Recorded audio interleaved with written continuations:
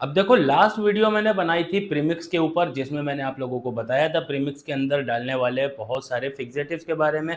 DPG की बात की, डीईपी की बात की, आईपीएम की बात की, टीईसी की बात की। उसी वीडियो के अंदर मैंने आपसे बात किया था कि बहुत सारे प्रीमिक्स दूसरे फिक्सेटिव्स के साथ भी बनते हैं, जैसे गैलेक्सोलाइड, आईएसओ सुपर, एम्ब्रोक्सन। उसके बारे में जानना है डिटेल में तो कमेंट करना। बहुत सारे कमेंट आए, तो आज मैं आप लोगों के सामने हाजिर हूँ वो दूसरी वीडियो लेकर के, जिसके अंदर मैं बात करूंगा दूसरे कॉमन फिक्सेटिव्स के बारे में, जिसका आप यूज़ कर सकते हो प्रीमिक्स बनाने के लिए या अपने परफ्यूम की लॉन्जिविटी और प्रोजेक्शन को इन्हेंस करने के लिए। अब देखो, किसी भी फिक्सेटिव्स का जो फॉर्मूला बनता है ना, वो परफ्यूम की लॉन्जिविटी, टेक्नैलिटी समझो पहले, परफ्यूम की खुशबू के ऊपर मत जाओ। जो कंज्यूमर होता है वो देखता है खुशबू कैसी है, पर जो मेकिंग की साइड पर होता है वो उसकी टेक्नैलिटी को देखता है, जैसे कि उसका प्रोजेक्शन, सियाज और लॉन्जिविटी। और चौथी चीज़ है उसका डीएनए चेंज ना हो। ये चार इंपॉर्टेंट चीज़ें होती हैं, ये चार इंपॉर्टेंट फैक्टर होते हैं जिसके ऊपर हमें काम करना होता है। पहला है, सबसे पहली चीज़, डीएनए चेंज ना हो, लॉन्जिविटी इंक्रीज हो, प्रोजेक्शन इनहेंस हो, स्टेबल हो, बीस्ट मोड ना जाए। स्टेबल प्रोजेक्शन सबसे बेस्ट होता है। उसके बाद सियाज, यानी कि परफ्यूम आपका कैसे ट्रेल कर रहा है, आपके पीछे कैसी खुशबू छोड़ के जा रहा है। तो अब आपने बहुत सारी वीडियोस देख ली होंगी, बहुत सारा ज्ञान आपके पास होगा, बहुत सारे कॉमन फिक्सेटिव्स को लेकर के, यहाँ तक कि मेरी बुक के अंदर भी गैलेक्सोलाइड, आईएसओ सुपर, एम्ब्रोक्सन को मैंने समझाया है। उसी तरह से मैं इस वीडियो में समझा रहा हूँ, क्योंकि हर एक इंसान बुक से सीख नहीं पाता है। वो ले लेता है लेकिन वो पढ़ता ही नहीं है, या पढ़ा तो एक रफली एक बार रट्टा मार लिया, उसके बाद ख़त्म, तो उन्हें समझ नहीं आ पाता है। तो प्रैक्टिकल, अब यहाँ पर देखो, मैं 10 फिक्सेटिव्स की बात करूँगा, जिसमें गैलेक्सोलाइट है, आईएसओ सुपर है, एम्ब्रोक्सन है, इसके अलावा कैशमिरान है, हेडियोन है, डीपीजी है, आईपीएम है, टीईसी है। इन तीनों को तो मैं कवर कर चुका हूँ, फिलहाल फिर भी बता दे रहा हूँ। इसके अलावा मस्क टी है, बेंजाइल बेंजोएट है। अब मैंने इस लिस्ट में डीपीजी, आईपीएम और टीईसी को जो रखा है उसके बारे में बात नहीं करूँगा, लेकिन पिछली वीडियो के अंदर मैंने इनको तीनों को कवर किया है अच्छे से। अगर आपने नहीं देखा तो जा कर के देख लो। और इस वीडियो में बात क्यों नहीं करूँगा, वीडियो लंबी हो जाएगी। तो इस कैटेगरी में इन तीनों को रखने के पीछे का जो मकसद है वो सिर्फ यही है कि जब आप परफ्यूम के लिए कोई फार्मूला बना रहे हो या प्रीमिक्स रेडी कर रहे हो, तो आपको इन्हीं 10 फिक्सेटिव्स के अंदर काम करना है, 11वें फिक्सेटिव्स के ऊपर जंप नहीं करना है। अगर आप मेकिंग सीखने की शुरुआत कर रहे हो तो इतने फिक्सेटिव आपके लिए इनफ हैं। और यहाँ पर मैं इन फिक्सेटिव्स का काम, वर्क, ओडोर प्रोफाइल वो सब शेयर नहीं करूँगा जो आपको बाहर कहीं भी मिल जाता है, जैसा कि बताया जाता है। मैं वो चीज़ें शेयर करूँगा जो इनको यूज़ करने पर पर्सनल एक्सपीरियंस होता है कि रियलिटी में ये कैसे काम करते हैं। जैसे कि सबसे पहले गैलेक्सोलाइट की बात करें, तो गैलेक्सोलाइट एक ऐसा मस्ट है जिसे आप यूज़ कर सकते हो इंस्पायर्ड परफ्यूम ऑयल के अंदर, उसकी लॉन्जिविटी को इंक्रीज़ करने के लिए। बेहद अच्छी तरह से बढ़िया से बढ़ाता है गैलेक्सोलाइट लॉन्जिविटी को। पर अगर से ज़्यादा हुआ तो इसकी जो खुशबू है ना, वो एक लॉन्ड्री टाइप की खुशबू है। जैसे कि आपने लॉन्ड्री से कोई शर्ट आपने वॉश करवाई, उसके बाद एक जो शर्ट के अंदर एक स्मेल आती है ना, वैसी खुशबू। तो ज़्यादा हुआ तो चेंज कर देगा डीएनए को।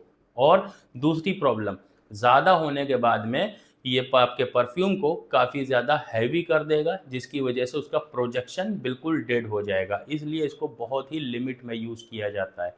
दूसरा है आईएसओ सुपर, हम सब जानते हैं वुडी अरोमा केमिकल है, लेकिन ये ट्रांसपेरेंट तरीके से काम करता है। अगर एक सही रेशियो के अंदर सही तरीके से काम किया जाए इसके साथ में, तो ये आपके परफ्यूम की जो हवा में उड़ने की पावर है उसको बढ़ाता है, यानी प्रोजेक्शन इन्हेंस करने का काम करता है। लेकिन वो बीस्ट मोड वाला जो प्रोजेक्शन होता है वो कभी आईएसओ सुपर नहीं लेके आएगा, क्योंकि आईएसओ सुपर जैसे ही फ्रेगनेंस के साथ मिलता है तो फ्रेगनेंस को वेलवेटी और स्मूथ बना देता है, जिसकी वजह से फ्रेगनेंस की जो शार्पनेस है वो ख़त्म हो जाती है।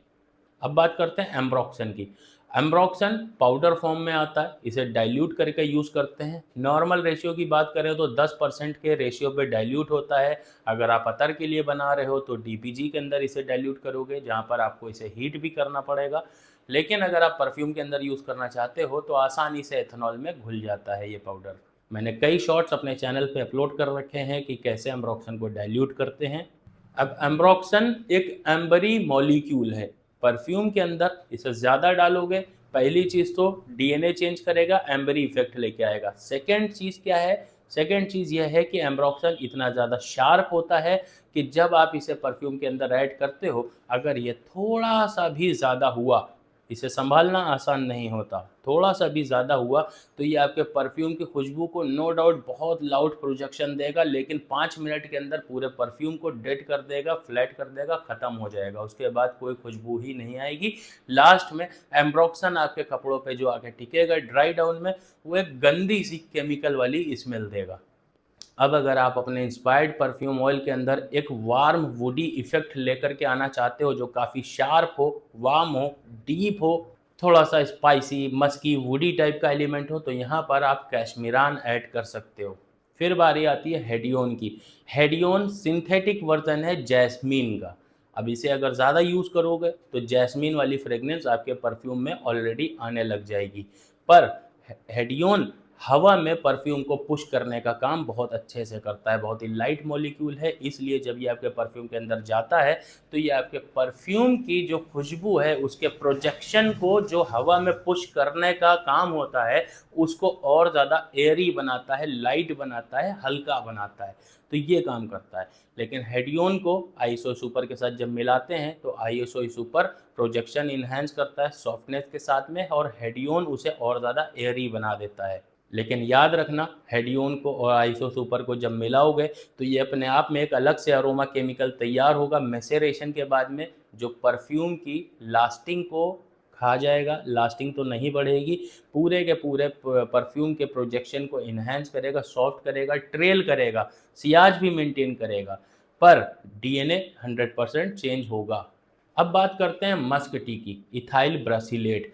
अब ये एक ऐसा मस्क है जहाँ पर हमें एक क्लीन मस्क की खुशबू तो चाहिए, पर वो लॉन्ड्री वाली फील नहीं चाहिए गैलेक्सोलाइट की। तो यहाँ पर हम लोग मस्क टी का यूज़ करते हैं किसी भी चीज़ को सॉफ्टेन करने के लिए। अब इसके अलग अलग बहुत सारे रोल हैं, लेकिन इंस्पायर्ड परफ्यूमरी के अंदर जहाँ पे आप प्रीमिक्स बनाने जा रहे हो या फिर एक फिक्सेटिव का ब्लेंड तैयार कर रहे हो, तो मस्क टी का इतना ही रोल है। Benzyl benzoate. अब बेंजाइल बेंजोइट की अगर बात करें तो टेक्निकल बातें बहुत है करने को, लेकिन इस वीडियो के अंदर सिंपल मोटी मोटी चीज़ें मैं आप लोगों को बता रहा हूँ जो चीज़ें आपके काम आएंगी। टेक्निकल नॉलेज इतनी अभी आपके काम नहीं आएगी, जब आप खुद से प्रैक्टिस करोगे, सीखोगे, तो चीज़ें खुद से अप्लाई करके आप जान सकोगे कि उसका एक्चुअल नेचर क्या है, एक्चुअल वर्क क्या है, उसे कैसे यूज़ करने हैं, क्या ज़्यादा हुआ है, क्या कम हुआ है, वो आपको प्रैक्टिस करने के बाद ही समझ आएगा। तो बेंजाइल बेंजोएट जो है, सबसे पहले बेंजाइल बेंजोएट देखो एक ऐसा अरोमा केमिकल है जिसको आप जब परफ्यूम के अंदर डालते हो ना, तो ये उसके अंदर एक क्रीमीनेस लेकर के आता है। इसलिए इसको एक लिमिट में डालना बहुत ज़रूरी है कि वो क्रीमीनेस इतनी ज़्यादा ना बढ़ जाए कि किसी फ्लोरल या ओरिएंटल खुशबू की जो उसके अंदर शार्पनेस है उसको भी डेड कर दे और उसको भी एक क्रीमी परफ्यूम में कन्वर्ट कर दे या गौरमाट जैसा लगना लग जाए।